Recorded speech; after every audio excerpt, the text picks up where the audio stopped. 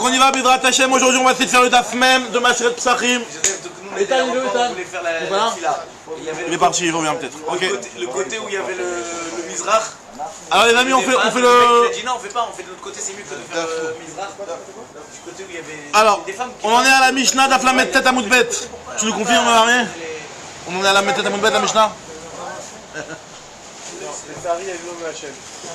En Shorin.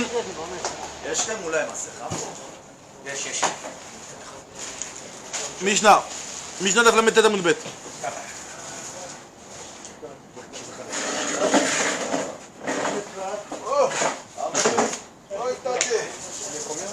Amiel, tu nous confirmes la tête à Moudbet? Mishnah. Non, pas du tout. Tania en haut. Peut-être les mecs morts que les mecs vivants. Quel Tania en haut? Moudbet. Ça c'est d'hier. Après on a étudié hier aussi. Ça c'est avant-hier ça. Là. Après avant-hier on a étudié hier aussi. Kolium de Fayomi. Kolium. Allez on y va. En Chorin et Amursan et Tarnegolim.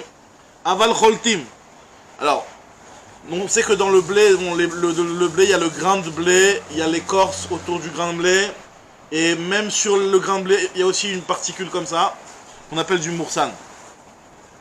Et c'est une pellicule, c'est comme du... C'est comme du... Non, c'est la première pellicule, c'est la première... En réalité, c'est pas exactement le... Comment on appelle ça, le son. Mais c'est un truc... Le son, c'est celui juste après. Il y a le soubine et il y a le moursan. C'est deux choses. En réalité, dans les poskim, c'est un grand nidon. Qu'est-ce qui est le moursan, qu'est-ce qui est le soubine.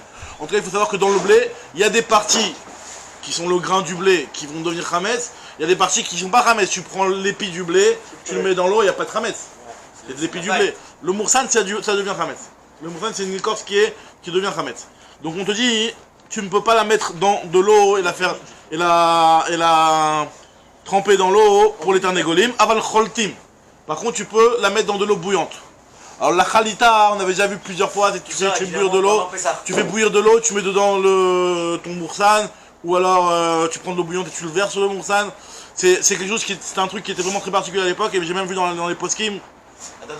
Le Roche il rapporte, ça dans les Géonim, dans le tour je crois en haut, il rapporte que de nos jours on ne sait pas faire la khalita. La khalita c'était vraiment un truc très particulier de réussir à faire le khalita, que tu prennes la température maximale et que tu le mettes vraiment sur le truc tant qu'il n'ait pas le temps de refroidir, etc.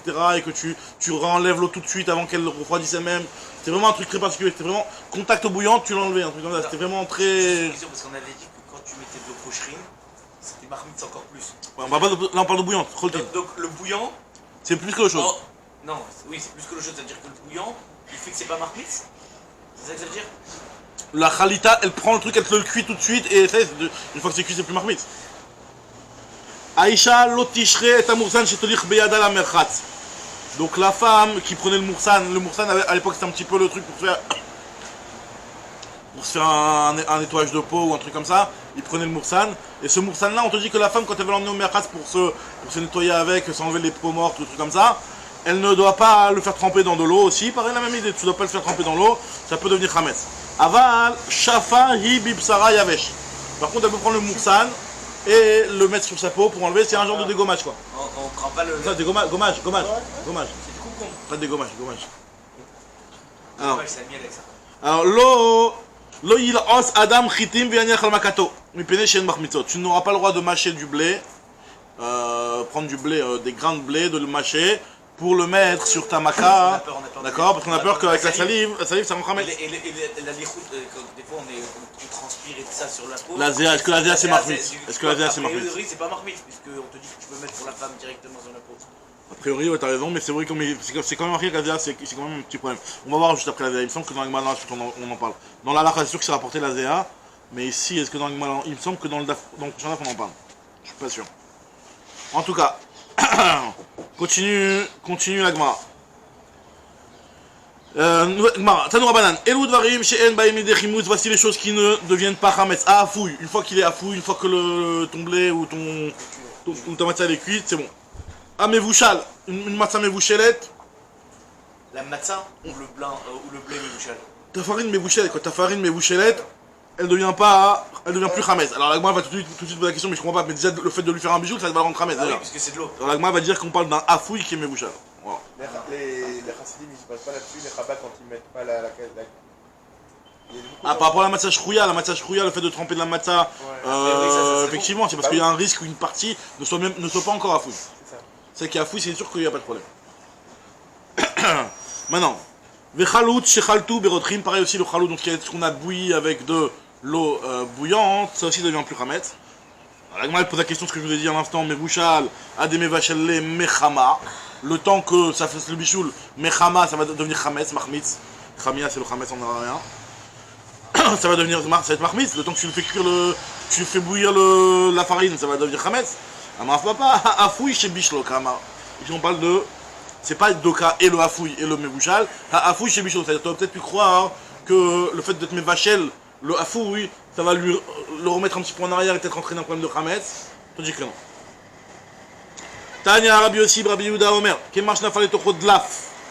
Juste un truc que je comprends pas, je suis un peu là, c'est qu'on a dit Elou Dvarim chez ils sont pas marmites. Ouais. D'accord. Alors qu'est-ce que tu, c'est-à-dire quoi, c'est quoi ça Avamina de dire quand tu dis Afouille chez Nitbachel dans l'eau, ouais. On a dit déjà, tu prends a priori ce qu'il dit c'est que tu prends une matzah ouais. qui est déjà à fouille, tu le mets dans l'eau, ouais. C'est pas mitbachel, c'est pas marmite. Okay. On aurait pu croire que le fait qu'on les recuise, ce que ça revient à... Ça revient ou peut-être c'est tellement puissant là, le bichou que ça peut peut-être prendre l'intérieur du truc qui n'est pas complètement à fouille, et peut-être comme il disait, peut-être un problème de shrouya, ou un genre de ce problème. Comme ça on te dit que non, il n'y a pas de problème. À fouille chez Bishlo, il n'y a pas de problème à partir du moment où il est à fouille. Après bien entendu le minag de certaines communautés d'être marmir sur la shrouya, c'est parce qu'on est rochèche que c'est pas complètement à fouille. Nous dit l'agma. Tania Rabbi aussi Rabbi Yehuda Omer. Kemar Shnafal et Tochodlaf. Donc de la farine, donc un truc de farine. Et il y a quelque chose, ça s'est goûté. D'accord.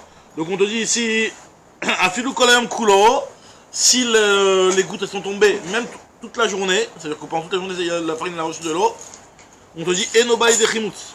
Ça ne devient pas Chametz. Pourquoi? Parce que le fait que c'est de la même idée quand on dit que de la pâte tu la travailles, si tu travailles la pâte, même si tu la travailles toute la journée, il n'y a pas les 18 minutes. Les 18 minutes c'est à partir du moment où la pâte elle a été au repos.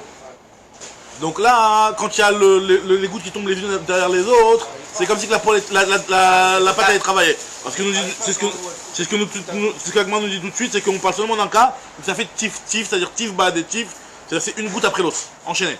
Si jamais il y a des petits arrêts, alors effectivement, chaque petit arrêt va être une petite arrêt pour arriver à 18 minutes. Après, finalement, très rapidement, tu peux arriver à du chimout. C'est ce que nous dit Agma. Ve amarav papa, vehu de avid, tif leha de tif, donc une goutte derrière une autre. Amre de Rabbi Shila, vatika shari. Alors, vatika, c'est un plat de farine. C'est comment tu appelles ça en dire bien? Le plat de farine là? Le truc. Que t'aimes bien, que tu dois te faire quand. Non. T'as fait là quand t'étais là, non? Quand t'étais en France, non? Le truc au poisson avec la farine dedans là. Ouais, non, c'est pas le talbina, c'est le truc rouge. Bref. Non, bon, en tout cas, voilà, c'est un plat de kémar. C'est un plat de kémar, un plat de kémar. Donc on te dit ici que ce plat de kémar, Amré de Rabbi Shila, vatika shari. Ce plat-là, il est autorisé parce que tu vas lui faire un bichoul. Il restera autorisé. Alors, il va tout de suite te rapporter mes premiers Braïta qui me dit que c'est interdit. Quand tu fais un bichoul avec de la farine, bah, ça va devenir du chametz. C'est interdit. Vehataniat vatika asur. Alors, il m'a dit ça dépend avec quoi tu le fais le vatika. Est-ce que tu le fais à l'européenne ou à la djerbienne? Quand tu l'as fait à la djerbienne avec de l'huile, ça devient pas chametz. Quand tu l'as fait à l'européenne avec de l'eau, voilà, ça devient. En Vatania vatika asur, lokashia, hade avde bemishra ou milcha. Tu fais huile, sel, farine. Ça, c'est bon, ça devient pas chametz. Hade avde bemaya ou milcha, quand tu l'as fait avec de l'eau et du sel, là, ça devient chametz. Amar Maroutra. Lo limche inish kdeira bekimcha. Un homme n'a pas le droit. Et on n'a pas appelé Yohan. Bon, de toute façon, tu vas partir. En plus, j'ai pas de téléphone. C'est la seule française. Ouais, dis. En tout cas, lo limche inish kdeira bekimcha. Un homme n'a pas le droit de limche inish kdeira bekimcha. Alors, kdeira, c'est quoi kdeira? C'est-à-dire que tu as un plat dans une marmite et tu veux l'épaissir avec la farine. Épaissir, c'est quand tu mets de la farine comme pour de la daïsa, pour épaissir. Alors ça, tu n'as pas le droit de le faire pendant Pessah. L'olimchenish kdera bekamkra d'avshina. Dilma l'obashil shapir. Peut-être que tu ne vas pas bien cuire, et le temps que ça, comme ça va pas bien cuire tout de suite, à teli de chimout, ça peut devenir chametz. Il y a un truc que j'arrive pas à comprendre tout à l'heure, c'est que quand on a commencé la Mishnah, j'ai l'impression qu'il n'y a que la Khalita qui pourrait être permis. Exactement. D'accord? Mais là, on parle pas de Khalita, on parle d'un bichoul normal. C'est là, mais on te dit. En fait, Ce qu'on est en train d'expliquer, là, on est en train de te donner des exemples pour te dire, sache qu'il n'y a que la Khalita qui est permise. C'est-à-dire que des bichouls, tu vas mettre dans de l'eau bouillante qui va faire un bichoul, peut-être que le temps que ça cuise, ça va devenir Khametz. Donc tu ne sais pas. Il n'y a que la Khalita qui elle-même peut. Pourquoi? Parce que la Khalita, c'est une cuisson pratiquement instantanée. Un truc du genre, je pense, ouais. Amarav Yosef, lo lichlot inish, trechite bade adade. Un homme ne devra pas faire la Khalita, même si tu fais la Khalita avec de l'eau bouillante, deux grains de blé l'un côté de l'autre, il ne faut pas les faire la Khalita ensemble. Donc c'est vraiment très. Pourquoi deux trechite bade adade, deux gar inechitim, les uns à côté des autres, tu dois les faire un par un. C'est ça qui est très compliqué dans la Khalita aussi. Moi, je sais pas s'il a la Khalita comme ça, mais en tout cas, Dilma, de toute façon, dans la Khalita, marqué la Khalita, oublie, de nos jours, oublie la Khalita, c'est pas. C'est le Shulchan Aruch Mefourash, Anachnu lo bekim bechalita. Lo bekim bechalita, lo yedim atzadeze. Trechite ba'ade ba'adade, Dilma azla chada, ve'adva betziria de chaverta. Regarde la raison pourquoi. C'est parce que comme dans le blé, c'est une petite graine avec une petite fente au milieu comme ça le blé. Donc peut-être que dans la fente du grain de blé, il y a un grain de blé qui va se glisser. Et il va rester là-bas et finalement ça va pas être à 100% la Khalita. Et donc ça va poser un problème. C'est quoi? C'est une sorte de hérouille? Truc du genre. Enfin non, c'est. On avait vu qu'il y avait Rotrim al-Gabé, Muglashim al-Gabé Kemar avec Kemar al-Gabé Muglashim. On avait vu qu'il y avait deux types de Khalitot dans un sens et dans l'autre. Normalement la Khalitot c'est de l'eau bouillante, mamage, une petite couche d'eau bouillante, tu mets ton grain, c'est genre presque comme de faire frire avec de l'huile mais avec de l'eau quoi. Truc du genre. En tout cas, ici on te dit que Vélo salik léou dikula des mayas, de peur que le dikula des mayas, alors le dikula des mayas, c'est-à-dire l'ébullition de l'eau, ne va pas se mettre mais arba ruchata dans les quatre coins du grain. Puisque finalement il y aura un coin qui va être bloqué dans la fente de le grain de blé, ou même le grain de blé sur lequel ils vont se coller, donc finalement l'un va bloquer l'autre, et donc il n'y aura pas de l'eau bouillante qui va venir dans les quatre coins du grain. Ve'atei des chimout, ça peut entraîner du chimout. Amar Abaye, lo lichoch inish tre shibole ba'adade. Abaye te dit, tu n'as pas le droit de prendre deux épis de blé et de les griller l'un à côté de l'autre. Pour exemple, quand tu les fais griller, il n'y a pas d'eau, il n'y a rien du tout. Hein. Tu prends de l'eau, tu le fais griller, il n'y a pas d'eau. Tu prends du feu, je veux dire, et tu fais griller ton grain de blé, lichoch. Lichoch, c'est de prendre avec du feu et de le faire calouille. Quel est le problème? Ils vont sortir de l'eau, ces grains. Très bien. Alors, Dilmanaf Kemaya Mehai, de peur qu'il y a de l'eau, du liquide, on va voir, parce que le problème tout de suite qui se pose, c'est que des méperotes, c'est pas de l'eau. C'est des méperotes, méperotes, on avait dit que c'est pas marmite. Non, mais à ce moment-là, si tu pars de là, tu peux plus rien faire, parce que même si tu veux t'entraîner ton grain de blé, tu peux toujours dire qu'il y a de l'eau à l'intérieur, à ce moment-là, il n'y a pas sauf. Non, mais c'est parce que je pense Le que c'est fait de la le faire. chaleur. Voilà, je pense aussi, c'est que Le C'est chaleur, la vitesse exactement. de la chaleur, tu sais, quand tu. La transpiration du grain, quoi. Ouais. C'est la chaleur qui va le faire sortir, c'est pas Caniré, ouais. c'est pas les en fait compte, c'est pas du mépérote, parce que c'est quelque chose qui va sortir. Alors, ce que la Gemara va dire que c'est un problème de méperote. Regarde ce que la Gemara va dire. Dilmanaf Kemaya Mehai, voilà, idach. Ve'achali de chimout, et ça va devenir du chametz. Amar le Rava Iachi Afilou Chadanami, alors même un seul. Tu prends un seul épi, il y a plusieurs grains dans un épi. Pourquoi tu me dis deux épis d'un côté de l'autre et qu'il y a de l'eau de l'un qui va sortir de l'autre? Même dans un seul épi, il y a la graine du dessus, elle va faire tomber de la transpiration du jus de. Maintenant, c'est avec ça qu'on fait du quoi? On sait pas le whisky, on fait pas avec ça? Le whisky, c'est que tu l'as fait fermenter. Ouais, bon, tu fais fermenter, mais en tout cas, tu vois du jus de blé qui va tomber de la graine supérieure à la graine inférieure et ça risque de le mouiller. Pourquoi tu me dis seulement deux épis différents? Même dans un seul épi, ça peut poser un problème. Alors il a dit non, pourquoi dans un seul épi, ni dans deux d'ailleurs? D'après Rava, il dit il n'y a pas de problème parce que ça, on appelle ça des méperotes. Et méperotes, ça elle marque mitzim. Attends, méperote quand c'est pour elle-même, mais pas pour son copain. Même pour son copain, il te dit. Moi, d'après toi, je comprends pas pourquoi tu fais. Il lui dit Rava Abaye, il lui dit je comprends pas toi pourquoi tu fais une différence entre une tige et deux tiges. Alors Mazé Méchané. Alors dans une tige, t'es d'accord avec moi que la raison elle est parce que c'est des méperotes. En méperote aussi, même pour deux tiges, il n'y a pas de problème. Lui, pour lui, il n'y a pas de problème. D'être horaire. On n'avait pas dit que de méperote, c'est pas que c'est pas marre. Alors, on n'arrive pas à carrette. Khazak, alors ça, cette question-là, c'est la question que tu as dans Daflamedeh Amoudbet. On avait vu dans Daflamedeh Amoudbet qu'il y avait on a vu cette première notion-là de méperote et marque mitzim. On a vu dans Rashi, et c'était comme ça le lâche de l'agma qui était machma, l'agma l'avait dit que le jus de fruits, ça ne rend pas chametz gamou, mais ça rend chametz nuksha. Ça rend chametz qui est assour de raïta, mais pas karet. D'accord? Or, ici, on a l'impression d'Agmara que c'est complètement moutard. Cette fois, tu poses la question sur d'Agmara et donc lui, il arrive à une conclusion. Cette fois, il dit moi, je suis pas d'accord avec Rashi. Je pense que mes perot en marmitzin bichlal. C'est la grande preuve de Rashi de Tosfot est ici. Maintenant, hein? Aujourd'hui, c'est la Matachira, tu l'as fait avec mes pirotes. Après mes perot, voilà, donc la vie de Rashi, il a été réfuté dans la halakha, il y a plein de couches de cette là. Alors après, voilà, effectivement, dans le Shulchan il est posé que tu peux faire avec des mépirotes si jamais il n'y a pas une goutte d'eau, bien entendu. Dès qu'il y a une goutte d'eau, ça pose des problèmes encore plus graves. Après, même ceux qui sont marmirim de ne pas prendre, c'est de peur qu'il y a de l'eau aussi.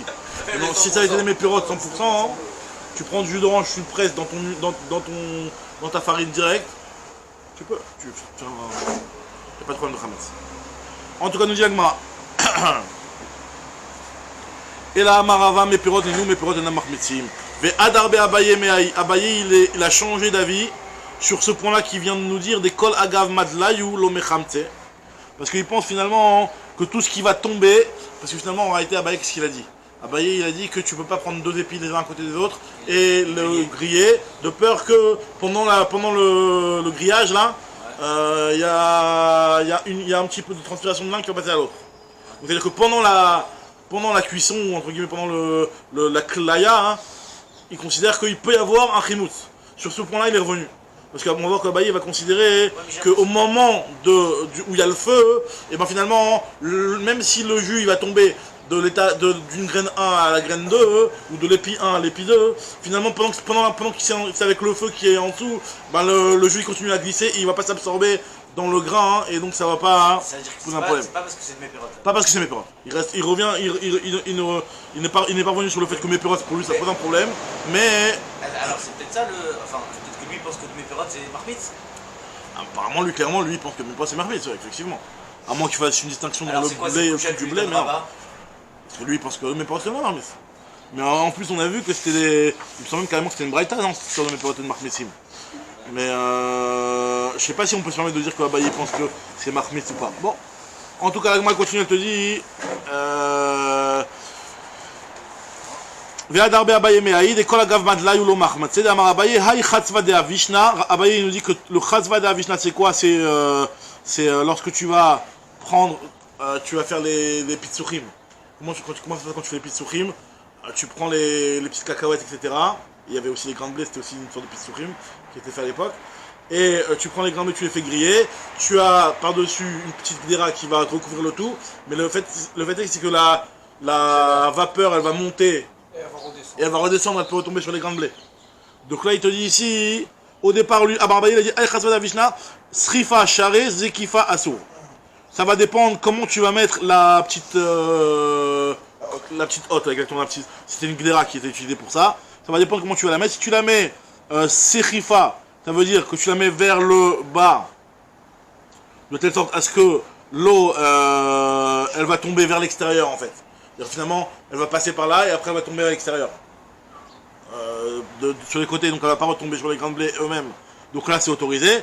Par contre, si c'est zekifa, hein, c'est-à-dire que c'était apparemment le truc qui était posé de manière verticale, alors j'ai pas exactement compris techniquement comment il le faisait, mais apparemment de manière verticale, c'était plus problématique, c'était assourd, puisque l'eau, elle allait tout de suite revenir sur la paroi et reglisser, retomber sur le... C'est-à-dire que quand c'est comme ça, alors elle va tomber, après ça va... De toute façon, la vapeur, elle va rester sur la paroi, elle va tomber sur les parties extérieures, elle va tomber vers l'extérieur. Tandis que quand c'est vertical, apparemment, ça reste sur la paroi, après ça va retomber carrément sur le grain, et ça peut poser un problème de chimout. Donc, ça c'est ce qu'il dit à Abaye.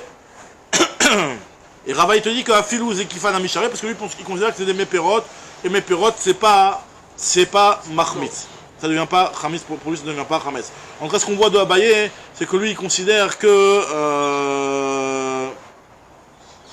de l'un à l'autre ça pose pas de problème. Le problème il est que si ça va revenir par la suite. Ça veut dire que la vapeur va monter, et après elle risque de retomber quand tout va se calmer, et ça risque de rendre chametz les grains. Mais par contre, de faire 2 grains les uns à côté des autres et que le liquide de l'un passe dans l'autre, ça pour abailler, ça pose plus de problème. Pourquoi? Comme Rachid explique ici, c'est parce qu'il considère qu'au moment où tu es en train de faire, ça absorbe pas, le liquide ne va pas rester sur le grain. Il va daïm, c'est-à-dire qu'il va glisser. Il va se poser sur le grain, il va glisser, il ne va pas rentrer à mettre le grain. Tadoura banane. Alors là, on va rentrer un petit peu dans le nyan de Matzashmoa. On va juste après, pas tout de suite, mais on va rentrer un petit peu dans le nyan de Matzashmoa. Quand tu fais cuire de la matzah, De la matzah? quand tu fais cuire de la matzah normale, Du blé ou de la matzah? Hein? Du blé ou de la matzah? La matzah, genre, ça Là, on parle de blé, hein? Non, d'accord, mais genre, quand tu mets de la matzah, tu mets dans le four, il y a aussi des vapeurs, des trucs, mais c'est pas marqué parce que ça prend un certain temps, ça prend moins de 18 minutes, comme ça. Maintenant, pourquoi tu m'as parlé dans ce cas-là, dans le cas de Abadi, même si tu me dis que le pépérote c'est marqué, c'est entre le moment où tu le mets dans le four, que ça cuit et tout, le truc, ça n'a pas de temps d'être parfait dans tous les cas, ça. Donc il y a autre problème, ça. Alors, apparemment. Dans son cas de Klia, par rapport au cas où tu fais cuire de la matzah, c'est pareil, quoi, c'est-à-dire au bout de... Toi, tu demandes pourquoi on va pas dire que ça a été, tu l'as fait griller, donc ça c'est devenu à fouille, et donc une fois que c'est à fouille, ça devient plus ramès.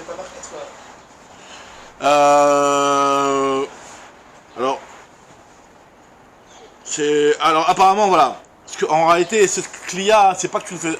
Rachid il précise, il est précis sur ce point. Il te dit que la Klia, c'est pas que tu vas le faire cuire le truc, tu vas te mettre à bêche auto. Moi j'ai dit que tu vas faire des pâtisseries, tu vas faire griller maintenant. En fait tu vas pas le faire griller, tu vas le torréfier. C'est le torréfier on dit, ou je sais pas, ou tu vas le faire sécher le grain. Tu vas le faire sécher. Donc, tu vas pas le cuire. Alors il est pas cuit, il est pas considéré comme cuit. Tu enlèves l'eau. Donc là ça pose problème. Mais sinon t'as raison que si tu l'as rendu, si tu l'as cuit, après une fois que tu l'as cuit, il n'y a plus de problème. Maintenant moi je te dis Tanoura banane. En l'autotim séorim de Pessah. On n'a pas le droit de tremper. L'autotim ça veut dire de tremper du séorim de l'orge, tremper dans de l'eau. De faire tu fais tremper quoi, des grains. Parce qu'en fait on fait la letita pour que le grain il soit propre. Et après quand tu vas faire de la farine, tu as de la farine propre. D'accord, donc c'était très important de faire la letita. Ouais, non, on le trempant, on le rince en le trempant. Tu le fais tremper dans de l'eau pour que le grain il soit propre. Et après tu prends le grain, tu les sors vite fait. Et maintenant on va voir que l'autotype pour le séorim, pour le séorim. Alors on va voir pour le blé. On va voir première étape, il va dire que c'est assourd. Après il va changer d'avis, il va dire non, c'est quoi, c'est moutard. Après il va changer d'avis, il va dire mitzvah. On va voir pourquoi. Un autre team séorim et Pessah. En réalité, il faut savoir que nous, c'est vrai que pour nous, Hametz, il y a de l'eau Hametz. Bah oui. Ok, on fait un blocage. En réalité, à la base, le Hametz c'est visible. Tu peux voir un truc qui est devenu Hametz ou pas. Ça se voit, le Hametz ça se voit. Tu vois un grain, si le grain il est resté identique, il n'est pas Hametz. Il a beau être resté 3 jours dans l'eau, tu le sors et le grain il est identique, il n'a pas gonflé.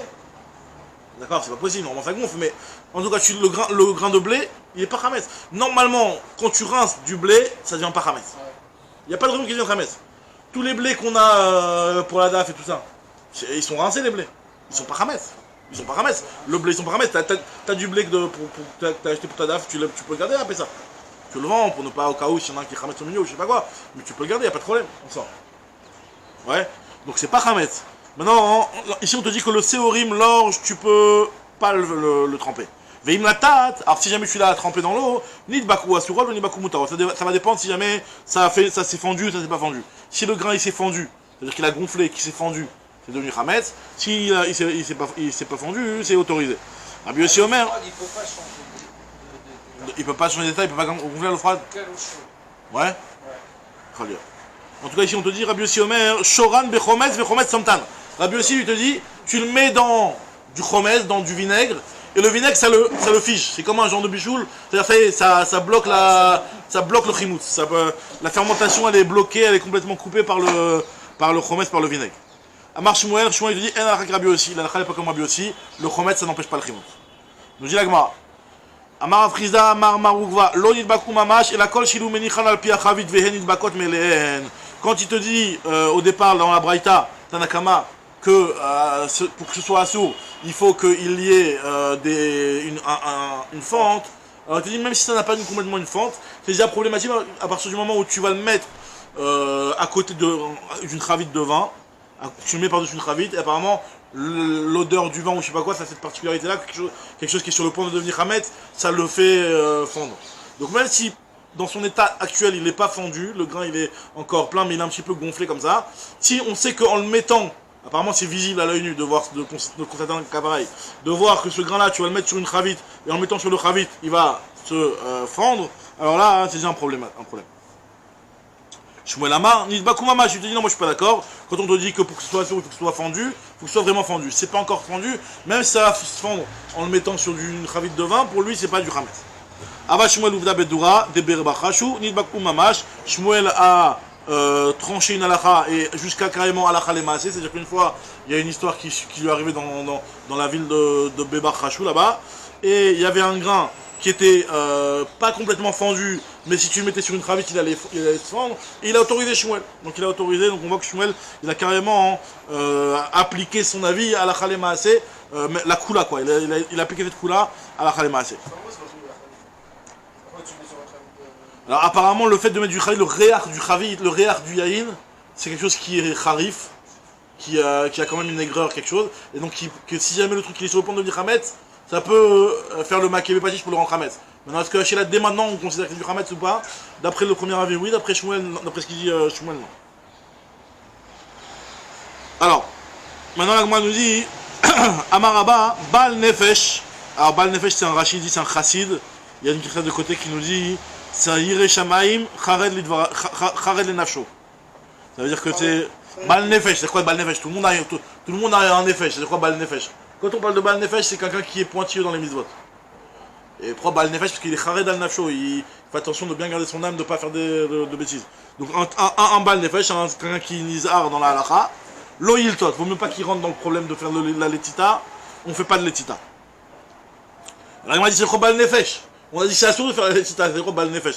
Maïria Bal Nefesh, Afilou Koulé al Manami, de Atania. Un autre team Seorim Bepezar. Tu m'as dit qu'on n'a pas le droit de les tremper dans de l'eau. Le Seorim. Alors on m'a dit Achek Amar Bal Nefesh Afilou Chitin. Déchiré l'oiltot. Même le blé, et le blé c'est plus fort. Tu vois, le blé c'est plus dur que l'orge. Tu vois, l'orge perlée, ça se cuit beaucoup plus facilement que le blé. Le blé c'est beaucoup plus dur. L'orge perlée en 2 secondes, c'est que t'as un truc qui est mangeable, qui est plus tendre.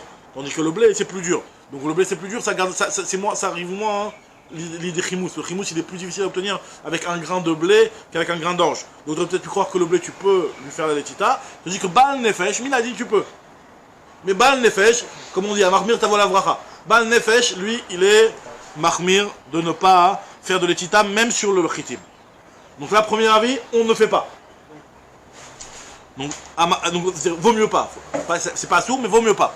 Vaut mieux pas faire de l'étita pour le blé. Le séorim, assour. Le blé, vaut mieux pas.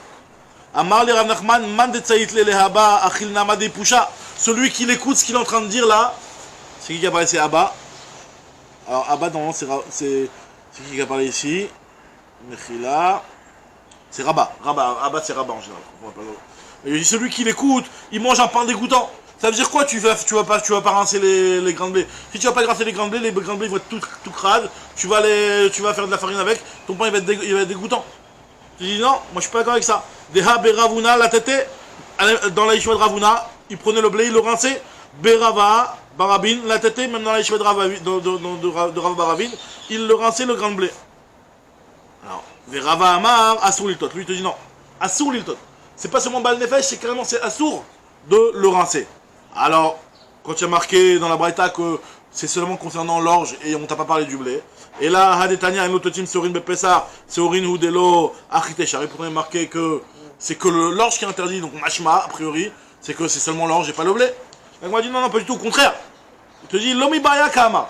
Non seulement le blé il est interdit, mais même l'orge il est interdit. Pourquoi? Pourquoi le blé serait peut-être plus interdit que de l'orge? Lomi Baya Chitim. Non seulement le blé, Kevan Neid Betsiria. Puisque Kevan Neid Betsiria. Aïle Beumaya, Valsare des Shiré et Machapir Dame, comme Ashmalan. Non seulement le blé, je te remets dans le contexte tout de suite. Non seulement le blé, lui, vu qu'il a des fentes, comme on avait dit, dans le grain de blé, il y a une fente sur le grain de blé. On est en train de parler par rapport au chimous de rincer un grain. Est-ce qu'on a le droit de rincer un grain? On a vu jusqu'à maintenant que l'orge, tu n'as pas le droit de le rincer. Maintenant, on se pose la question, est-ce que quand tu as marqué que l'orge, tu n'as pas le droit de le rincer, ça veut dire par contre que le blé, tu peux le rincer, parce que le blé, c'est quelque chose qui est plus ferme. Ou alors, non, le blé, c'est plus grave que l'orge. Et la Gemara elle te dit non, le blé c'est plus grave que l'orge, pour l'instant en tout cas. Elle te dit que le blé c'est plus grave que l'orge. Et si on t'a dit l'orge, c'est de dire même l'orge c'est interdit. Mais le blé c'est voilà, c'est interdit. Et pourquoi le blé c'est plus grave que l'orge? Parce que le blé lui il a une fente. C'est pas comme dans l'orge, tu vois il y a un petit point noir dessus comme une genre de petite fente, mais c'est un petit peu lisse, le grain d'orge. Tu regardes dans l'orge perlé, c'est lisse. C'est pas comme le blé où il y a vraiment la fente, une fente dans le blé. Donc là, du fait qu'il y a une fente, donc il y a peut-être de l'eau qui va se glisser, qui va rester là-bas, de l'humidité qui va, avec le temps, rendre du chimoutz. Donc c'est pour ça que c'est interdit pour l'orge. Pour le blé, je veux dire. Et toi, tu crois que l'orge, vu que c'est lisse, tu vas le rincer, tu le fais sécher en 2 minutes. C'est bon. Tu dis que non, elle l'autotim. C'est de la façon dont on a parlé la Mishnah en disant elle a concerné l'orge, on a répondu qu'en fin de compte que le blé, oui. On dit non, de toute façon, en général, tout le monde sait que le blé c'est pas bon. Exactement. Ce qui dit que le blé c'est plus grave finalement, c'est pas moins grave. Donc, parce qu'on lui a posé la question, il y a Rava, il a dit que le blé tu n'as pas le droit de le tremper. Alors il lui dit, mais quoi le blé il y a marqué que l'orge dans la braïta. Il dit non, on t'a dit l'orge pour te dire même l'orge t'as pas le droit. Mais le blé, voilà que t'as pas le droit. On va voir que, comme je l'ai dit, il y aura 3 étapes. Ouais. Première étape c'est interdit, deuxième étape c'est autorisé, troisième étape c'est une mitzvah de rincer, on va voir. Alors moi elle te dit.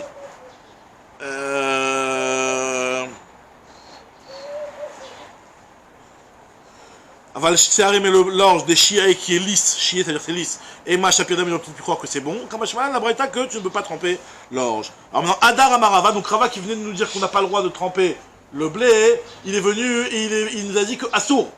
Il est venu et il nous a dit que c'est assour. Non, mais quelques mots qui nous avait dit jusqu'à maintenant que c'était assour, maintenant il vient, il a changé d'avis, il te dit que c'est moutar. Adar Amar Rava, moutar l'iltot. Il vient, il change d'avis, Rava, il te dit que non, on a le droit de tremper le blé. Des Tanya, yotzin bepatnekia ve adara, on est yotse pour la matzah, avec un pain qui est fait à base de farine propre, ve adara, et même que ce soit du pain propre ou du pain bi. Pain bi, ça veut dire du pain qui fait quelque chose de dégoûtant. Et la Gemara te dit, tu peux pas avoir de la farine propre si tu ne l'as pas rincé le grain de blé. Oh, la dara, c'est des mots lourds. Ouais, adra avec un alef, ouais, je sais pas. Ouais, c'est vrai.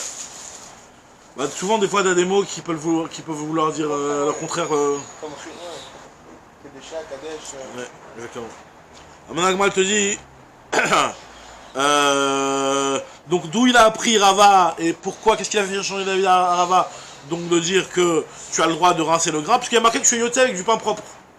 Alors moi je te dis, Etiv et Rafa Palera, il lui a dit pourquoi il a marqué Akmachim vaslatot shel nochrim, shel kfarim, torim, shel krachim, temeim. Toi je suis en train de me dire que pour que ce soit propre, il faut forcément le rincer. Donc tu es d'accord avec moi? Bon, ça c'est par rapport au ilchot de Chames. Par rapport à l'ilchot de Touma, quand tu rinces, il y a le Hercher. D'accord? Maintenant, là il y a marqué dans une braïta que akmachim, les farines, slatot c'est la fleur de farine, donc c'est la farine propre, solette c'est la farine propre. Alors, de goïm, alors ce qui est dans les villages, c'est taor. Pourquoi c'est taor? Sous-entendu parce qu'ils sont pas rincés. Donc on voit déjà la problématique, c'est que tu me parles de fleur de farine qui est de la farine propre, la solette, et tu me parles de quelque chose qui n'a pas eu de rinçage pour pouvoir recevoir la touma. Et après tu me dis, mon shel krachim tumeim. Chez le Krachim, c'est des grandes villes, eux c'est tamé, pourquoi? Parce qu'eux ils les rincent, ils rincent le grain. Là il m'a dit Dekfarim Maïtama. Pourquoi celle Dekfarim, il n'y a pas de Touma? Là, Mishum, Delo, la tétène, n'est-ce pas? C'est parce qu'on ne le rince pas, vu qu'on ne rince pas, donc il n'y a pas de Hercher, donc tu vois bien qu'on ne rince pas et on appelle ça du solette. Veka Karele ou solette. Solette c'est la farine propre, la belle farine. Solette c'est l'appellation pour la farine la plus propre, la fleur de farine. D'accord? Donc elle m'a dit non, Targemat Kimcha. Ce qu'il y a marqué que c'est Tahor, c'est pas sur le solette, t'as raison. Le solette, lui, c'est avec de l'eau, c'est propre. Mais c'est sur le Kemar. Le Kemar d'Ekfarim, lui, il est Tahor. Mais le solette d'Ekfarim, pour obtenir du solette, il faut forcément le rincer. Donc ça c'est ce qu'il a demandé Rav Papa à Rava, et c'est comme ça que Rava lui a répondu. Rav Papa, quand il est sorti Rava, il a dit mais mince, j'aurais dû lui poser une question encore plus forte. Bâtard de Nafik, une fois que Rava il est parti, il a dit pourquoi je ne vais pas poser une question carrément avec un pasouk? La Torah elle te parle du solette dans la mincha, et la mincha c'est forcément quelque chose qui ne doit pas être du chametz. Exactement, la mincha c'est de la solette, et ça ne doit pas être du chimout. Alors si tu me dis que dans le blé, il ne faut pas faire de l'étita parce que ça peut entraîner du chimout, de comment tu peux obtenir du solette pour la mincha? Donc une question de base sur le chumash. Pourquoi je me suis pris la tête à lui apporter une braïta, le pasouk, il y a marqué dans le pasouk, mincha, tu fais avec du solette. Solette c'est que quand tu rinces. Alors, pour obtenir du solette, il faut que ce soit propre. Clean. Alors l'agma te dit, Batanafik Amar, il s'est dit, pourquoi je ne lui ai pas dit, et je ne lui ai pas posé la question, Meha de Amar Abizera, à partir de ce qu'il a dit Abizera, Amar Abirmiya, Amar Shmuel, Chitim Shel Menachot, En Lototim Otam. Enfin, non, c'est pas par rapport au passage exactement, mais c'est par rapport à l'enseignement qui est dit par rapport aux Menachot, que les Menachot, on ne leur fait pas la letita, on ne les rince pas. Alors, mais la question est un petit peu différente. Les Menachot, on ne les rince pas, et malgré tout, on appelle ça solette. C'est-à-dire que lui, en fait, Rava, il est arrivé sur une balle en se disant, c'est quoi, le solette, si c'est du solette, c'est de la farine propre, pas de nekia, forcément, c'est qu'on l'a rincé. Donc de là, il a dit que moutard de rincer. Ça, Rav Papa lui objecte, il dit non, pas du tout. Voilà, il y a marqué que concernant la mincha, tu faisais pas de letita, et malgré tout, la Torah appelle ça du solette, c'est de la farine nekia. Donc tu vois bien que c'est pas, tu peux obtenir de la farine nekia sans rincer. Ça, c'est ce qu'il aurait voulu lui poser comme question Rav Papa, mais en tout cas, pour l'instant, Rava, il est resté sur son avis de dire qu'on a le droit de faire la letita du blé. On a le droit de rincer le blé. Maintenant, ça reste que l'orge, j'ai marqué dans le Braïta clairement qu'on n'a pas le droit. Mais le blé, on a le droit. Maintenant, Adar Amarava, il change d'avis Rava. Et il dit non seulement c'est pas saut, non seulement on a le droit, mais en plus c'est une mitzvah. Adar Amarava, mitzvah l'iltot. Il a changé d'avis maintenant Rava, il te dit c'est une mitzvah de faire la letita. Pour avoir du pain bien. Chez Neymar, Ushmar. Alors non. Pourquoi c'est une mitzvah? Chez Neymar, Ushmartem et ta matzot. Il y a marqué que la matzah, elle doit être matzah shmura. Tu ne peux pas prendre la matzah qui n'est pas shmura pour le seder. Ushmartem ta matzah, tu garderas la matzah. Ça veut dire quoi garder la matzah? Quand elle est dans une boîte et que tu vas rester devant la porte, ça ne s'appelle pas garder la matzah. Il ne peut rien lui arriver. C'est de la matzah, elle est déjà prête, il ne peut rien lui arriver. Garder, ça veut dire de la protéger du chimout. Faut que tu la protèges du chimout et que tu la surveilles du chimout. L'échem matzah mitzvah. D'accord? Alors bien entendu, on sait qu'une matzah, forcément, il n'y a pas eu de chimout. Quand tu vas prendre des grains de blé et que tu vois le grain de blé, tu vois qu'il n'est pas devenu chametz. Mais si jamais il y a eu une étape intermédiaire où une surveillance était nécessaire et tu l'as faite cette surveillance, mais tu l'as pas faite pour la matzah, là ça s'appelle que cette matzah n'est pas shmoura. C'est-à-dire si tu te rends compte après, tu vois que ton grain de blé, il est pas chimout, mais tu l'as pas gardé. Tu n'as pas surveillé. Tu n'étais pas là pour bien surveiller. C'est vrai qu'au résultat, ça revient au même. Il n'est pas devenu chametz. Tu le vois, le chimout, ça se voit à l'œil nu. Ça se voit qu'il n'est pas devenu chametz. Mais c'est pas bon. Pourquoi? Parce que vu qu'il y avait un risque à cette étape-là, tu devais être là pour surveiller. En fait, je fais une relation avec ce que tu avais dit là, pour le Corban Pessah, c'est les chimons aussi bien, le Corban Pessah. Fallait toujours le Corban, fallait être les chimons autour. Après, j'avais même dit qu'au final... Pas de Seradat. Mais en fait, c'est la même logique. Dans les deux cas, tu dois quand même... Alors non, le Seradat, ça peut être... C'est pas que tu dois surveiller quelque chose. Là, c'est une surveillance. C'est une surveillance. C'est pas Stam un kécher dans l'esprit. Ouais, c'est une surveillance, vraiment. Alors maintenant, on te dit ici que... Alors, il te dit pourquoi. Du fait qu'il y a marqué que tu dois garder la mat... Je marque ta matzot. Si jamais on n'avait pas besoin de faire la letita dans le blé, regardez le raisonnement. Si on n'avait pas besoin de faire de le rincer le grain de blé, alors oui, à quelle étape tu as besoin de garder? Tu n'as pas besoin de garder. Alors tu vas me dire si, tu vas garder au moment où tu fais de la farine et que tu mets de l'eau, et que au moment où tu vas pétrir, tu vas surveiller qu'il n'y a pas de prime à ce moment-là. Là, moi pour l'instant on considère que cette étape-là, c'est pas de ça qu'on parle quand on dit Ushmartem Tamatzot. Quand on dit Ushmartem Tamatzot, c'est une étape qui est avant la fia, avant la préparation de la pâte directement. Alors, on te dit que tu dois faire une shmira des matzot. Avant de commencer la préparation de la matzot, tu dois garder les matzot. Tu dois garder le blé, comme ça l'agma comprend pour l'instant. Et elle te dit, donc finalement, s'il faut garder les matzot, c'est qu'il y avait un problème à un moment. Quand il peut y avoir un problème avec un grain de blé, il peut jamais devenir chimout. Ah, si on te dit qu'il faut le garder, c'est qu'il faut le rincer. Et donc surveille. Donc plein d'étapes que tu dois garder. C'est quoi les étapes? Je sais pas, aujourd'hui garde le truc, genre quand il le coupe, chaque étape de... Mishat Ksira, alors l'agma va pas tout de suite Mishat Ksira. Là vraiment c'est la sugia de Matzah Shmura, exactement. Mishat Ksira, l'agma va en parler juste après. Est-ce que c'est Chayav, est-ce que c'est un Hidour, l'agma on va voir juste après.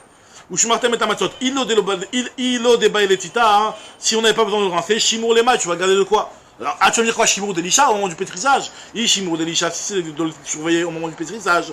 Shimour d'Elisha, lave Shimour, c'est pas de ça que la Torah l'a parlé quand elle t'a demandé de faire la matzah shmura au moment du pétrissage. C'est Vadaï qui va falloir surveiller au moment du pétrissage. Mais c'est pas ça qu'on t'a parlé. D'où je sais, parce que Damar Ravuna nous a dit, Betsekot shel nochrim, regardez jusqu'où ça va. Alakha lema assez normalement. C'est l'alakha, hein. Enfin bon, on tranche pas tellement ça parce que c'est un petit peu dangereux. Mais tu vas chez un goy, il y a une pâte, Betsekot, batsek, une pâte d'un goy. Memale Adam Kresomem, comment on a marqué? Adam Memale Kresomem. Tu peux en manger des tonnes pendant Pessah. Des petites pâtes. Les pâtes d'égoïm, le goy. Tu en manges des tonnes, pas ni Badas, ni Rabbanout, tu prends du goy, une pâte, pendant Pessah, tu la manges, tu en manges des tonnes. Pour la matzah, non, garde-toi un petit peu de place pour manger un café de matzah shmura à la fin. Mais tu peux en manger. Donc qu'est-ce qu'on voit de là?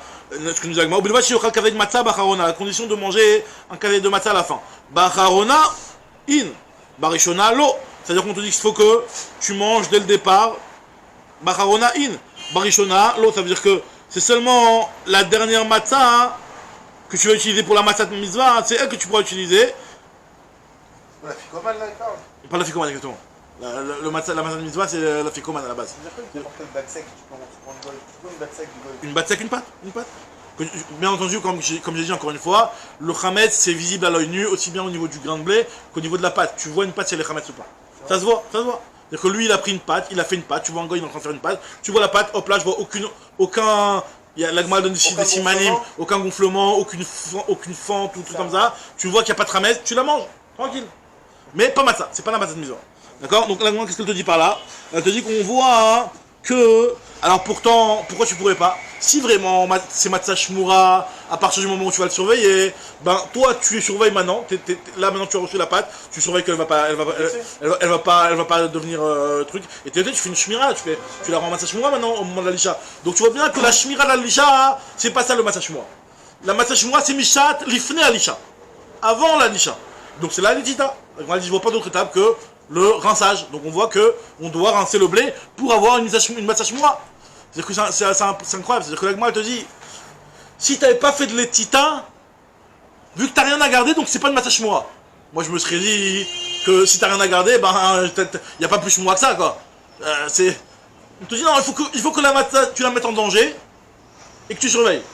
Tu la rinces, tu rentres dans un petit problème, peut-être ça va devenir du krimout, tu surveilles et là tu as de la matzah shmura.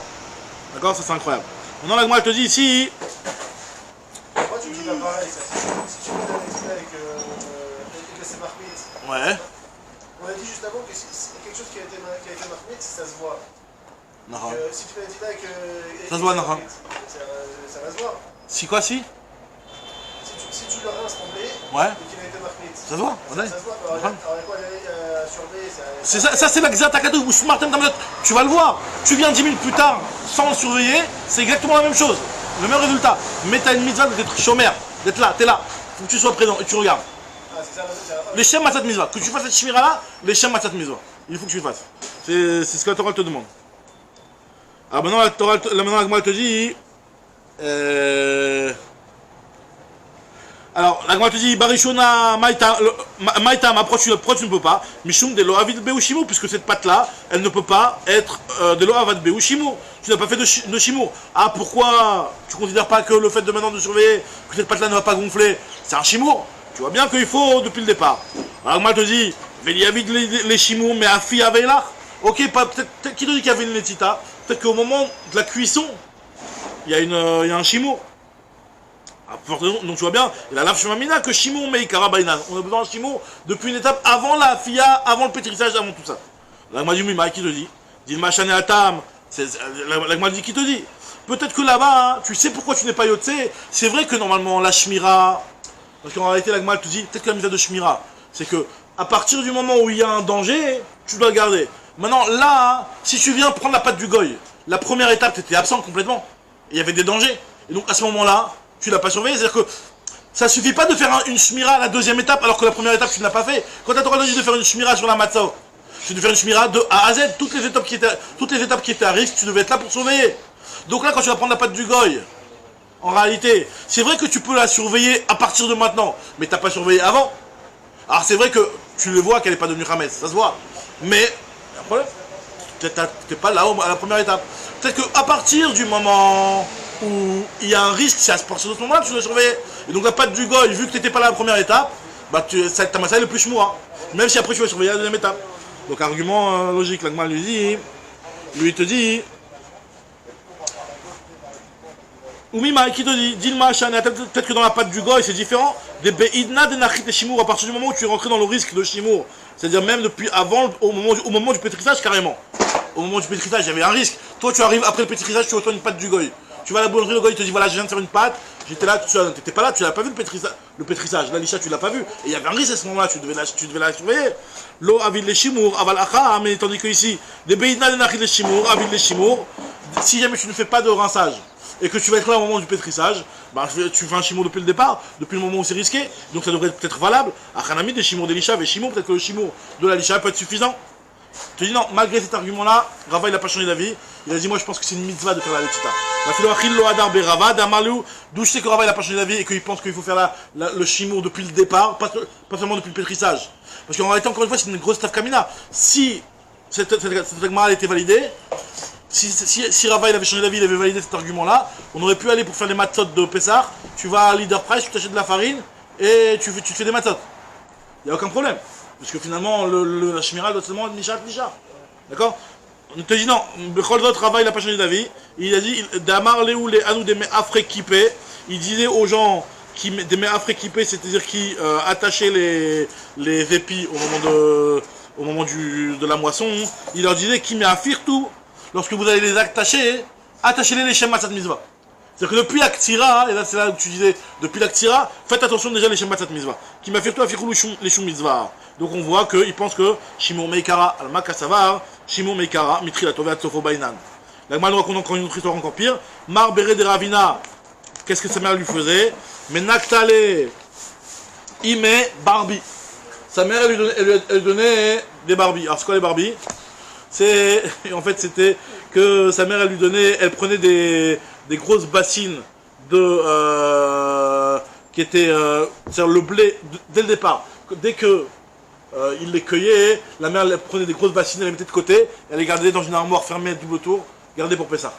Donc ces Barbies, c'est des grosses bassines dans lesquelles il y avait le blé qui était gardé là-bas. Et donc elle avait été chômée Toto depuis le départ, depuis la première étape dès qu'elle était côté, elle avait gardé, et même avant carrément de les attacher en épi comme dans l'étape d'avant qu'on a vu.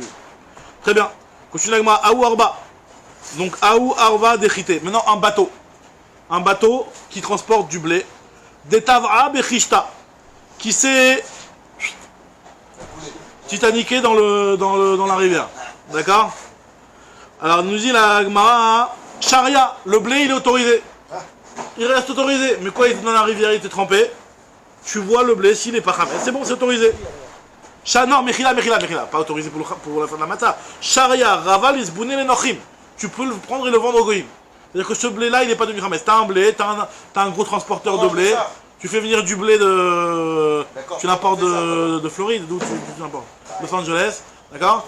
Tu prends le blé, tu l'importes. Et le bateau, pim, il coule. Tu viens, tu récupères les sacs de blé. Ton blé, tu peux le vendre au goy. Alors que pendant Pessah, vadaï. Alors que pendant Pessah, ça sur Bahana, le Khamet. Donc c'est pas Khamet. C'est-à-dire, t'es pas recherche que c'est Khamet. Le blé, c'est très difficile de le rendre Khamet. On peut mettre du blé dans de l'eau. Tu peux me rendre. Alors, c'est quoi le problème? Pourquoi là, on voit un problème? Là, le truc il a coulé, il est resté longtemps, etc. Bah oui, non, c'est la même idée, c'est presque logique. Je regarde chaque grain. Non, la logique est la route, exactement, oui, c'est la même idée. La Gemara pose une question sur ça, elle te dit Tivera Babar Liva et les Rava Beget Shava Bokilaim. Regarde cette histoire. Comment c'est possible que tu autorises une chose pareille? Tu me dis je vais l'autoriser au goy. Ok. Mais voilà, je te pose un cas de Kilaim, il y en a dans les Chot Kilaim. C'est que si jamais le type il était en train de faire un vêtement, d'accord? Et il a mis un fil, il a pris un fil de son armoire à couture là-bas, il a mis un fil, il a oublié que c'était un fil de lin, dans de la laine. Il a dit ouais, comment je vais le reconnaître maintenant? Il a la même couleur que les autres, je ne reconnais pas. D'accord? Il a perdu dans un gros baguette qu'il a fait, ça fait déjà une semaine qu'il est dessus. Il a mis un fil de Kidaïm, un fil de lin dessus, et c'est grillé. Alors qu'est-ce qui se passe? Là on nous dit ici que tu le vends au goy. Non, on te dit que tu ne peux pas le vendre au goy.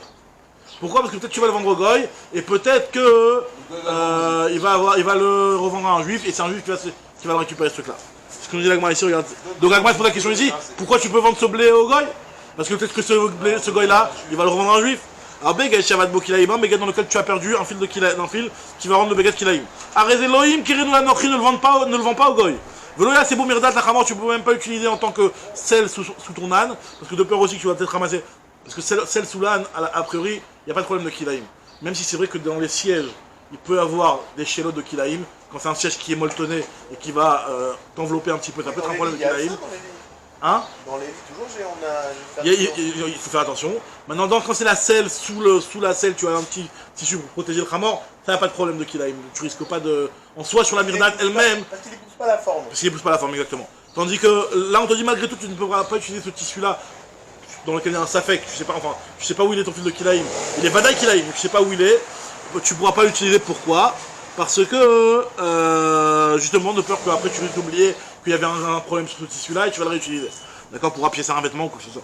Alors, aval aussi, le seul moyen, c'est de le faire, de l'utiliser pour faire un linceul pour un mort.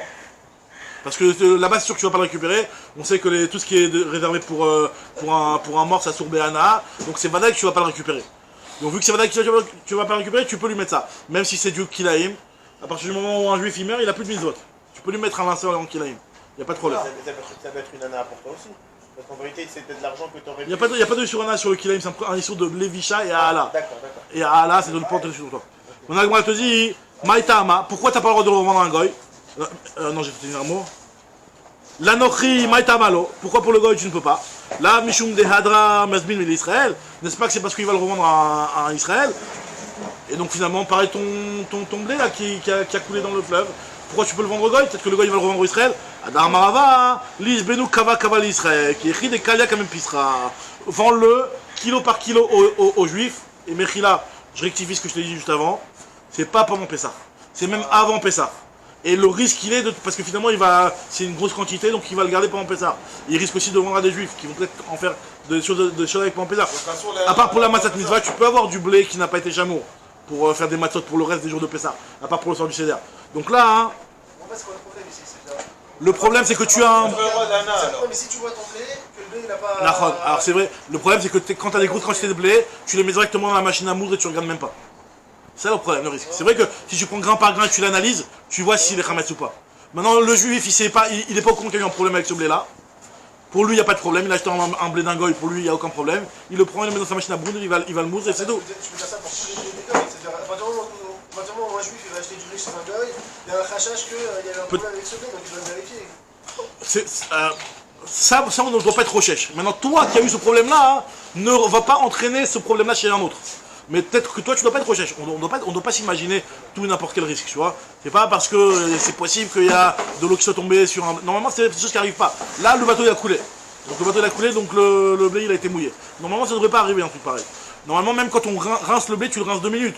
Tu le rinces, de rincer le blé 2 minutes, il n'y a aucun problème de Hametz. D'accord? Là, c'est vraiment le bateau il a coulé. Le temps que tu ramènes les hélicoptères pour récupérer la cam, ça t'es devenu Hametz. D'accord? Donc là, il y a un problème. Pourquoi tu dirais que c'est pas vraiment que ça? Parce que la sourana. Parce que, non, pourquoi je te dis ça? Parce que justement, la Gemara te dit, la solution, c'est pas de le vendre au goy, mais c'est de le vendre aux juifs. Kilo par kilo, tu le vends aux juifs, de telle sorte que tu es sûr que le juif, il a fini avant Pessah. Il a fini avant Pessah. Lisbenu Kama Israël qui écrit des Kalia à Kamepisra pour qu'il ait fini avant Pessah. Alors, Tanoura Banan, En Molin et Takdera be Pessah, on n'a pas le droit d'être molel. Alors, c'est quoi d'être molel l'Akdera? La mila comme ça. Hein? La mela, c'est exactement, c'est un petit peu effriter le truc. Donc, c'est-à-dire que là, en fait, c'est comme on a vu tout à l'heure, c'est d'épaissir un tafchil pendant Pessah avec de la farine. Tu as un tafchil, tu as un petit plat, tu veux l'épaissir un petit peu la sauce avec de la farine, tu fais pas ça pendant Pessah. En Molim Takdera be Pessah. Celui